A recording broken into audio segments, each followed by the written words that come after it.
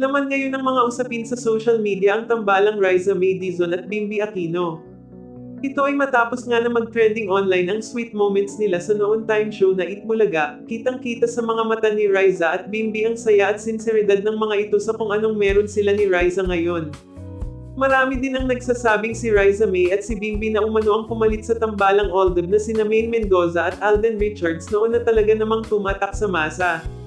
Isa ngayon sina Riza May at Bimby sa nagdadala ng show sa Eat Bulaga. Araw-araw umanong inaabangan ng mga netizens ang on-screen ng mga ito kung saan maraming kilig na kilig at walang pagsidlan ng tuwa at sayang na darama umano nila sa tuwing lumalabas na sa screen ang dalawa.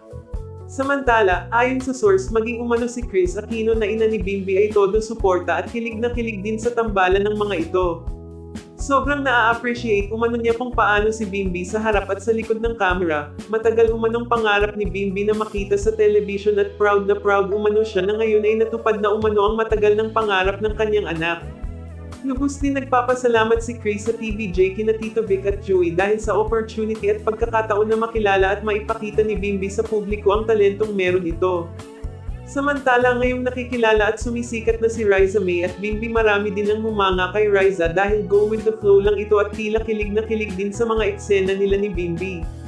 Marami ang nagsasabing ito na umano ang panahon ni Riza na muling magusbong ang karera niya bilang artista.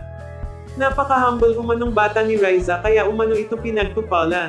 Samantala marami din ang nagsasabing kung ano umano talaga ang real score sa buhay ni Riza at binatang si Bimby. Sana umano ay mas makilala pa nila ang isa't isa at nang mauwi na sa totohanan ang kanilang love story. Ayon pa sa aming Rhea Label source ngayong araw umano ay inamin na ni Riza May Dizon ang totoong estado na ng relasyon nila ni Bimby Aquino.